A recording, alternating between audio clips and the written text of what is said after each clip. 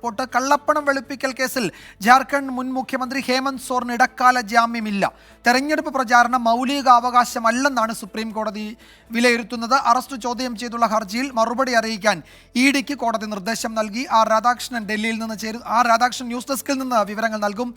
ആർക്കെ, നേരത്തെ അരവിന്ദ് കെജ്രിവാളിന്റെ കാര്യത്തിൽ ഇതേ നിലപാട് ഇഡി സ്വീകരിച്ചിരുന്നു. അന്ന് അത് കോടതി സ്വീകരിച്ചില്ല. പക്ഷേ ഹേമന്ത് സോറിന്റെ കാര്യത്തിൽ ഇഡി വാദങ്ങളാണല്ലോ കോടതി മുഖവിലേക്ക് എടുക്കുന്നത്, അല്ലേ? ഇഡി നേരത്തെ ഈ കേസുമായി ബന്ധപ്പെട്ട് അറിയിച്ച കാര്യങ്ങളാണ് ഇന്ന് കോടതി വിലയിരുത്തിയത്. ഈ കേസിൽ ഇഡി ഔദ്യോഗികമായിട്ട് അവരുടെ മറുപടി അറിയിച്ചിരുന്നില്ല.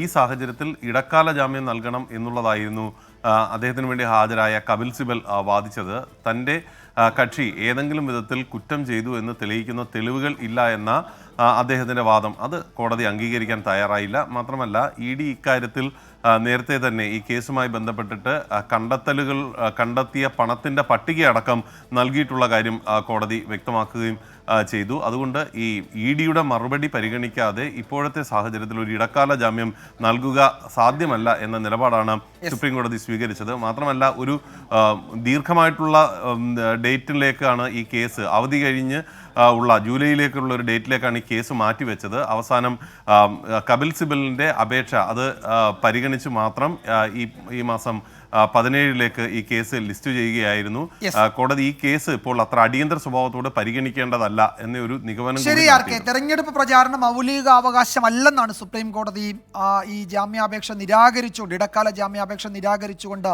വ്യക്തമാക്കുകയും ചെയ്തിരിക്കുന്നത്. വിശദമായി വാദം കേൾക്കുന്നതിനായി മാറ്റിയിരിക്കും.